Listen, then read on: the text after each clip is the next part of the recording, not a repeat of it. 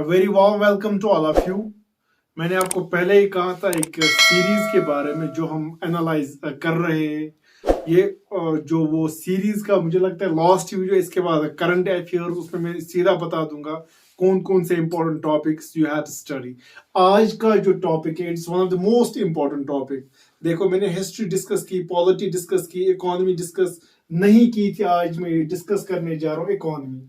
देखिए, जो आपका सिलेबस दिया गया है, that's the economic and social development, sustainable development, poverty, the inclusion, demographic, social sector initiative.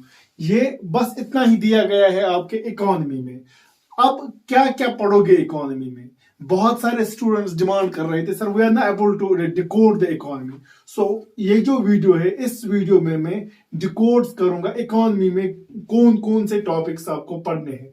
देखिए, इकोनॉमिक्स में पहले मैं आपको बता दूंगा कौन कौन से topics, then I explain all those topics.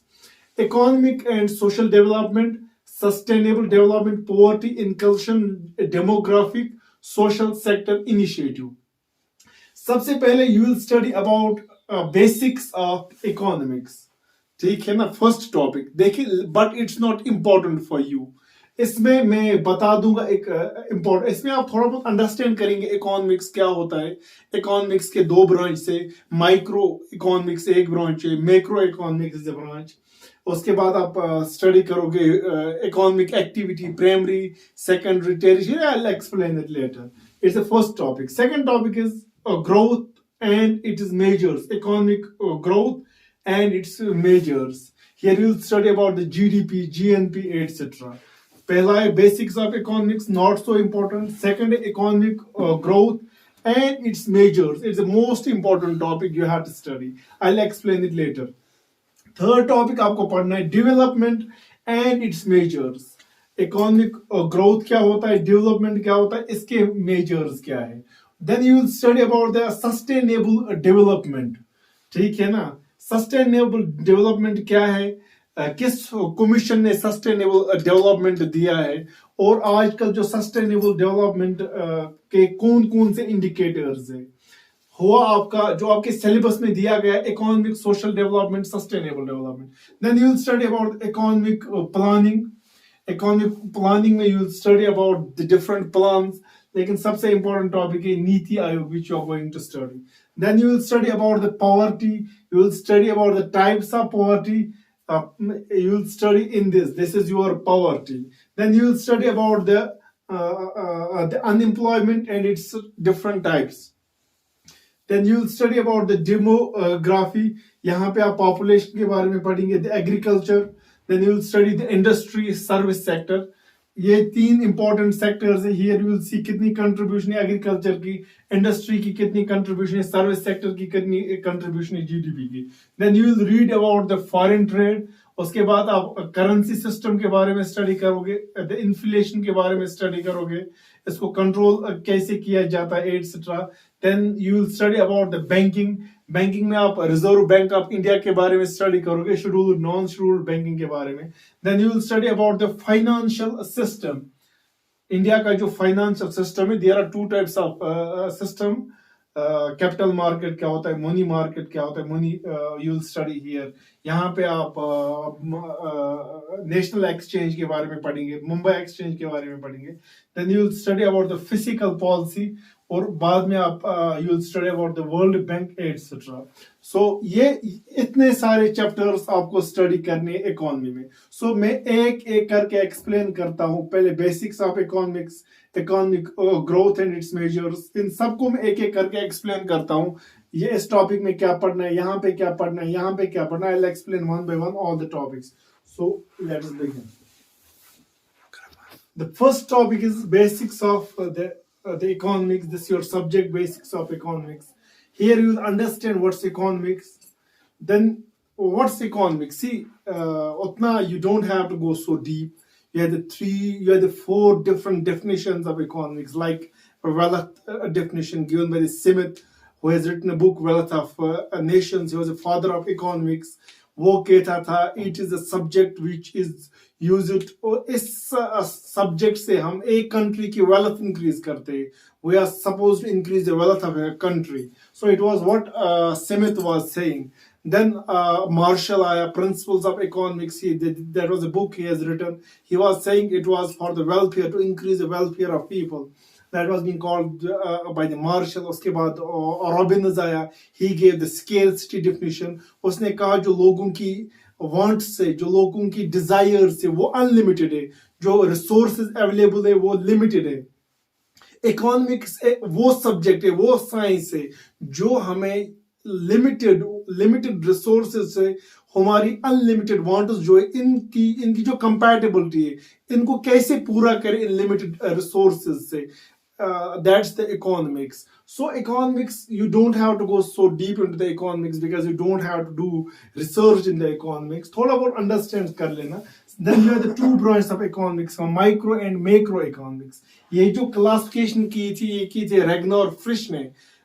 He was a economist. उसी ने दी थी term micro and macro. देखिए micro economics वो branch होता है economics का जहां पर हम इकोनॉमिक बिहेवियर अंडरस्टैंड करते एक इंडिविजुअल का. फॉर एग्जांपल एक विलेज को एक इकोनॉमिक सिस्टम लेते, अगर हम if will study entire village, then it's an macro economics. अगर हम एक ही इंडिविजुअल्स को स्टडी करें, इसकी डिमांड स्टडी करेंगे, इसकी सप्लाई स्टडी करेंगे, प्राइस इसका स्टडी करेंगे, then it's a micro economics. लेकिन अगर हम एंटायर विलेज को स्टडी करेंगे, दैट्स ए मैक्रो इकोनॉमिक्स. फिर है एक्टिविटीज, इकोनॉमिक एक्टिविटीज. पहले समझे इकोनॉमिक एक्टिविटीज वो एक्टिविटीज होते हैं जिनसे which result is the production of anything, and जिसके लिए हमें प्राइस देना पड़ता है.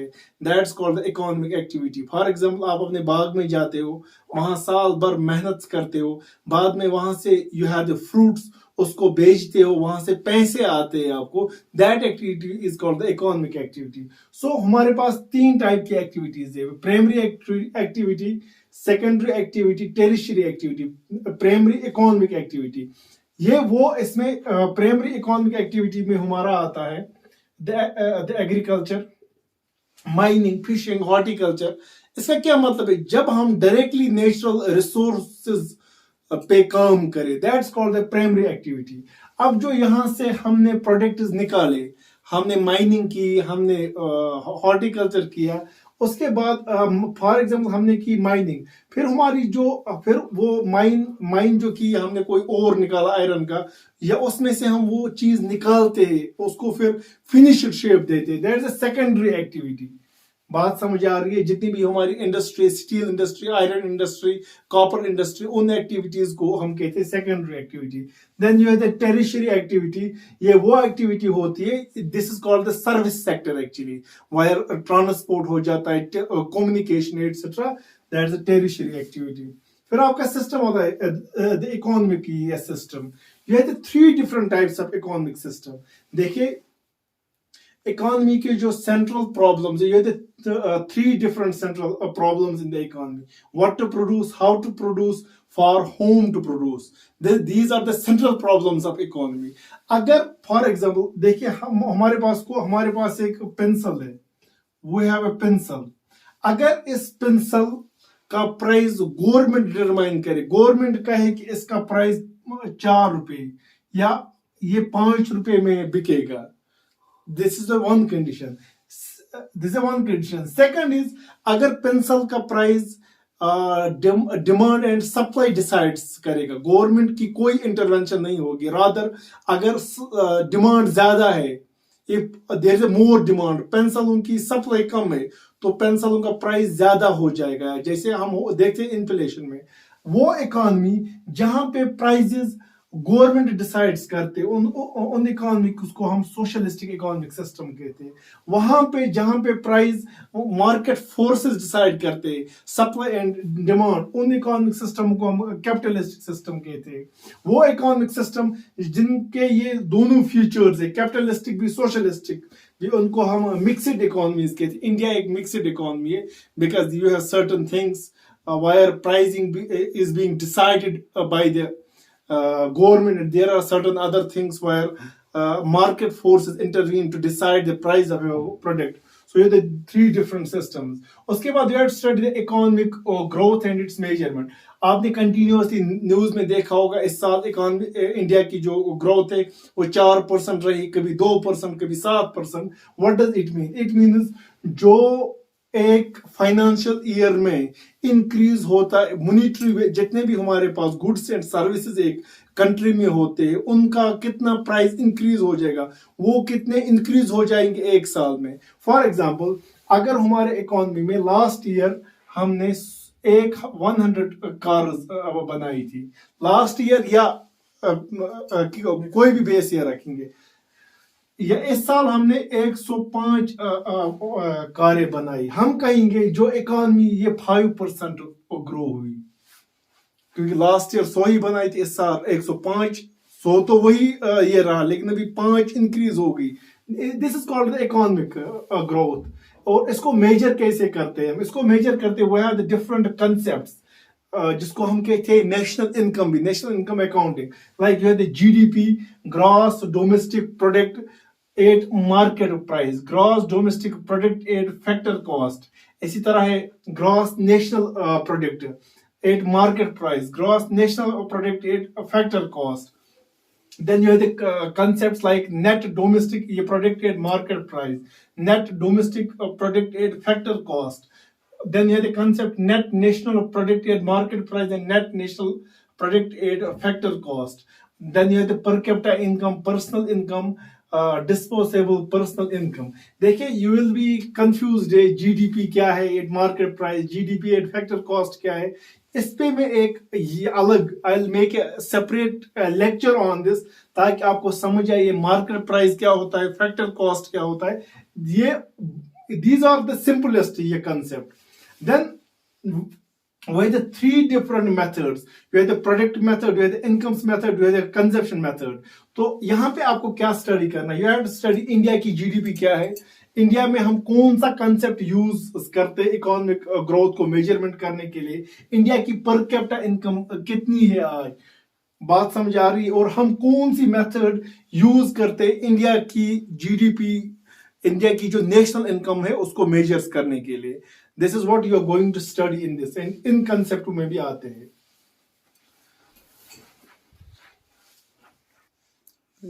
The second topic is the development and its measures. You will understand the development.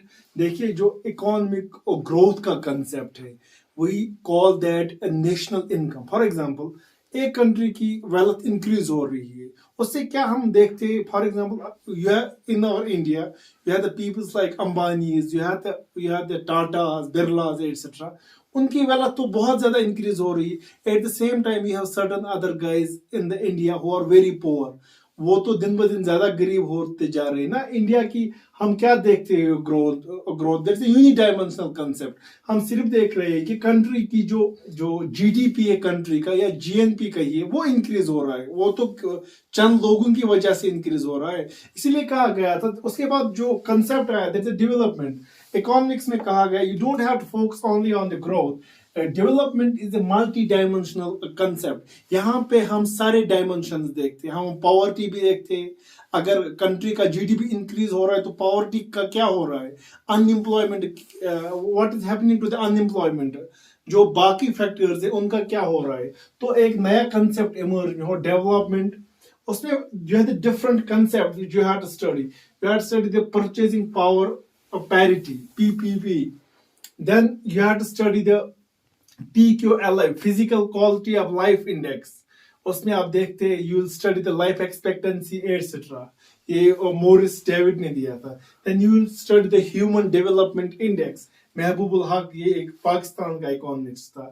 Then you have the human development report, gender inequality index, happy planet index, gross national happiness, multi development poverty index, green gross domestic product. These are the different concepts you are going to study here in this. So these are the different concept. और यहाँ पे आपको क्या देखना है, अगर आप ये कंसेप्ट अंडरस्टैंड करें या ना करें, लेकिन इंपॉर्टेंट थिंग इज दैट आपको ये देखना है ह्यूमन डेवलपमेंट इंडेक्स में इंडिया की रैंक कितनी है, फिजिकल क्वालिटी में इंडिया की रैंक कितनी है, इंडिया का परचेजिंग पावर पैरिटी कितना है, ह्यूमन डेवलपमेंट रिपोर्ट में कितना है, जेंडर इनइक्वालिटी इंडेक्स में कितना है, ह्यूमन, जो ये सारे कॉन्सेप्ट है you have to see India की रैंक क्या है। तो then you will study about the sustainable development. इसके बाद जो कंसेप्ट है आपका दिया गया इकोनॉमिक एंड सोशल, ये अभी हम we are studying this concept economic and social development. अब हम पहुंचे सस्टेनेबल डेवलपमेंट में। You will understand the sustainable development. जो कमीशन आया था, आप कमेंट सेक्शन में कहिए कौन सा कमीशन था जिसने ये टर्म दी, जिसने पहली बार सस्टेनेबल डेवलपमेंट के बारे में कहा। Then you understand the concept of sustainable development. You will understand the sustainable development index क्या होता है। You will study the global sustainable development report के बारे में। तो ये इंपॉर्टेंट ये कंसेप्ट है, इस पे फोकस कर लेना।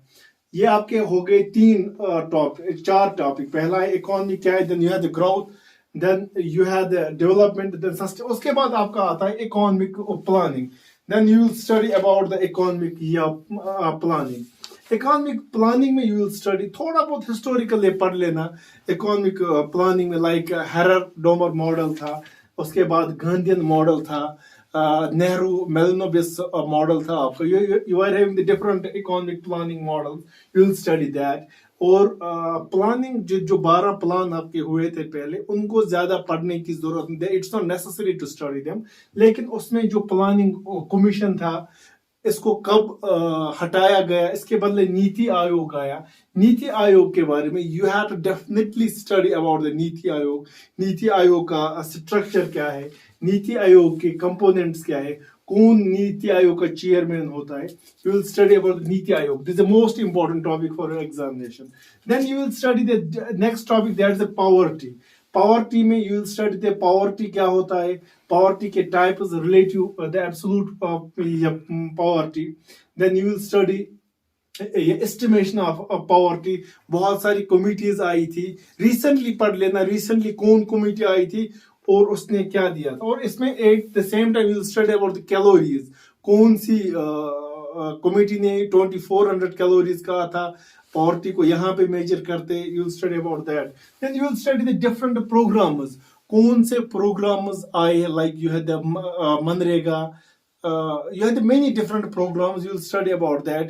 Recently कौन सा प्लान आया था जिससे पॉवर्टी खत्म, they were trying to, मतलब पॉवर्टी नहीं रहनी, उसके लिए कौन कौन से प्रोग्राम्स आए थे, रिसेंटली कौन सा प्रोग्राम आया था, you will study that as well. Poverty के बाद you have the unemployment, सबसे important problem है almost in all the countries. You will study about the unemployment, you will study the different types of unemployment. You have the volunteer unemployment.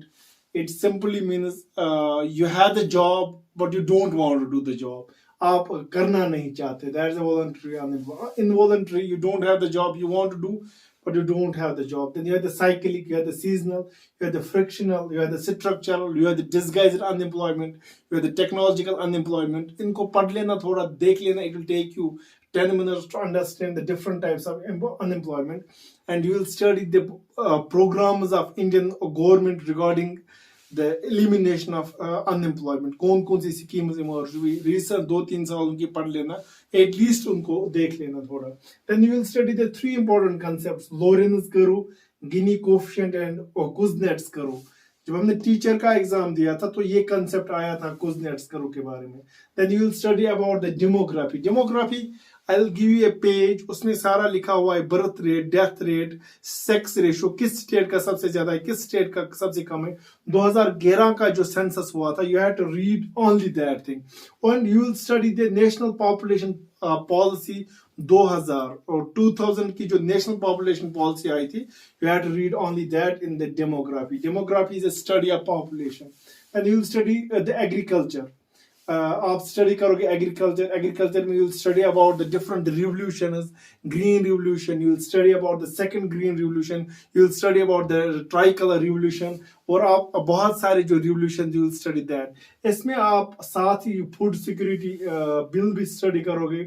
And you will study जो recently farm laws introduce हुए थे वो क्या थे और उनको delete क्यों गया, why they were amended and removed, you will study about them as well. And you will study India का जो जीडीपी है, जो ये है हमारी farming agriculture, it contribute 17.4% to the GDP of India.